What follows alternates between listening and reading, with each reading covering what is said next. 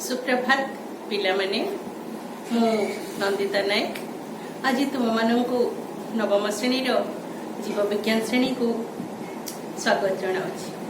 पिला माने आज आम तुम नवम श्रेणी जीव विज्ञान बहिर तृतीय अध्याय टिश्यू पुणी प्राणीर संयोजक टिश्यू एवं संयोजक टिश्यू रक्त एवं रक्त रे प्लाज्मा विषय किसी आलोचना करबा। तो पिला माने संयोजक टिश्यू साधारणतः दि प्रकार अस्थि एवं रक्त।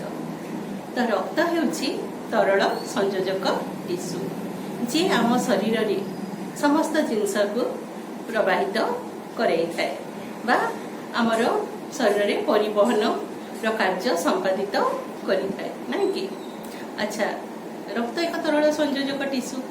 तो रक्त रे जो मैट्रिक्स रही ताकू आमे साधारणतः कौन कही था पिला माने प्लाज्मा बा कौन प्रलसी। से प्राय 90 ରୁ 92% जलीय अंश रही है एवं से तीनोटी कोष लोहित रक्त कणिका, श्वेत रक्त कणिका एवं अणुचक्रिका रही थाए। से माने समस्ते से तुमर प्लाज्मा रे भासमान अवस्था रही था जेहेतु यहाँ तरल तेणु से समस्ते भासमान अवस्था रही था कहीं स्थिर न था। तो पिला माने आम ये गोटे परीक्षण देखा जे रक्त रे किए केते परिमाण अच्छी प्लाज्मार परिमाण केते लोहित रक्त कणिकार परिमाण केते ये सब जानापी आम तुम केन्द्रापसारण पद्धति अवलंबन करवा। तो आम चित्र रे देखि नबा केन्द्रापसारण यंत्र एवं केन्द्रापसारण पद्धति किपरि करा जाय नै कि। चलो आम चित्र रे देखि नबा टिके। तापरि आम कोन करिबा गोटे परीक्षण रे किछि रक्त नै से केन्द्रापसारण पद्धति अवलंबन करिबा। केन्द्रापसारण पद्धति अवलंबन कला परे कोन हबना आम जेतले परीक्षा नली को देखिबा। देख तुम चित्र रे भी देख आम जेतले परीक्षा नली को देखिबा देखा जीव जे चित्र को देखु थाओ सबुठारु ऊपरे फिका हलदिया रंगर किछि अंश देखा जाउछि सी हैला प्लाज्मा एवं सी हेउछि 55% एवं पूरा तळे देख गाढ़ नाली रंग देखा जाउछि सी हैला लोहित रक्त कणिका सी हैला 44% एवं मझिरे जो धड़ा अंशटी देखा जाउछि सी हैला श्वेत रक्त कणिका एवं प्लेटलेट्स 1%। तो एमती टोटाल है 100%।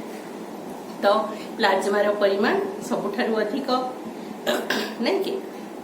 तो से प्लाज्मा है 55 भाग एवं एगुड़ाक दी जन मिसिकी 45 भाग एमती 100 भाग हो गले। तो प्लाज्मा रे माने सब भासमान अवस्था रे अछंती बोली जानिलो।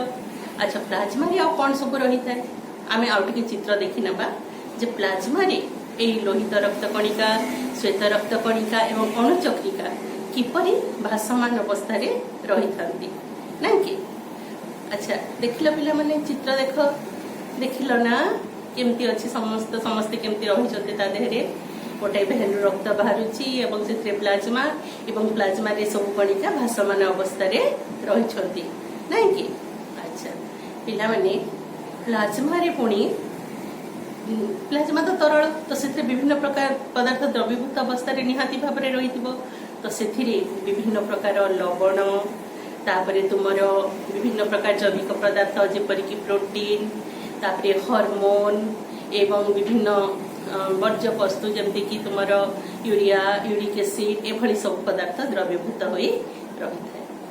तो रक्त रे द्रवीभूत होइतिबा लवण मान संपर्क में आम टिके जानि नेबा। एथरे रही थाए कार्बोनेट, बाइकार्बोनेट, सल्फेट, फॉस्फेट इत्यादि लवण एवं से गुड़िक समस्ते तुमर सोडियम, पोटासियम एवं लौहयुक्त होता।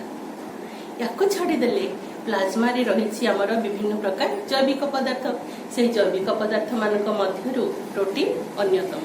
तो आमर प्लाज्मा रे कौन सब प्रोटीन रही आम जानिबा।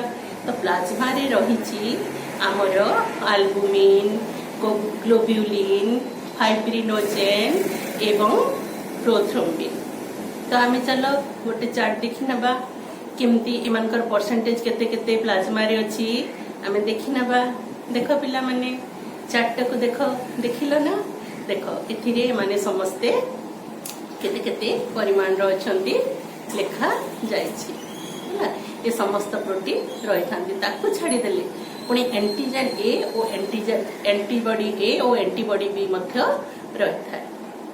अच्छा पिला माने पीएच पीएच विषय समस्ते भौतिक विज्ञान में पढ़ीच जानिछ नहीं कि तो रक्तर पीएच विषय में आलोचना करिबा। तो रक्तर पीएच विषय आलोचना करबा आगु आमे जानि नेबा जे पीएच स्केल द्वारा आमे कोनोसी पदार्थर अम्लीय बा क्षारीय गुण संपर्क रे जानि थाउ ना कि। तो चलो आमे चित्र रे गोटे पीएच स्केल को भी देखि नेबा। देखो मझिरे रहिछि 7 जदि जे कोनोसी पदार्थर पीएच 7 हुए ताहले ताकू आमे न्यूट्रल कहि थाउ से अम्लीय नुहे कि क्षारीय मध्य नुहे।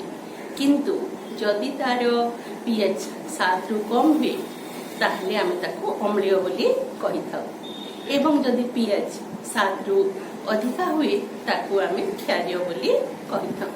चित्र रे भी तुमे देखिनियो देख देख पिला माने चित्र रे। अच्छा तो रक्तर पीएच केते जानि छ पिला माने रक्तर पीएच हेउची 7.4 तेणु रक्त हेउची क्षारीय एवं जेहेतु आमे पढ़िले जे एथिरे विभिन्न प्रकार लवण द्रव्यभूत होइकी अछंती तेणु तार स्वाद निहाती लुणिया हिथिबो लवण स्वाद युक्त हिथिबो नहीं कि। तो रक्तर स्वाद एभलिया हेइथाय। अच्छा आ गोटे जिनस पिला माने प्लाज्मा प्लाज्मा बा रक्त कौन रक्तर काम कौन रक्त आम देहरे सबू परिपाक होइथिबा खाद्य प्रवाहित करिथाय प्रत्येकटी कोष पाखरे पहुंचाई थाए।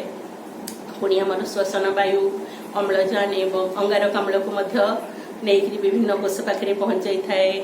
हार्मोन एवं विभिन्न वर्ज्यवस्तुर परिवहन करिथाए एवं आम शरीर सुरक्षा प्रहरीर आम शरीर को सुरक्षित मध्य रखे आ कोठी आमे पड़गले रक्त मध्य जमाट बांधे।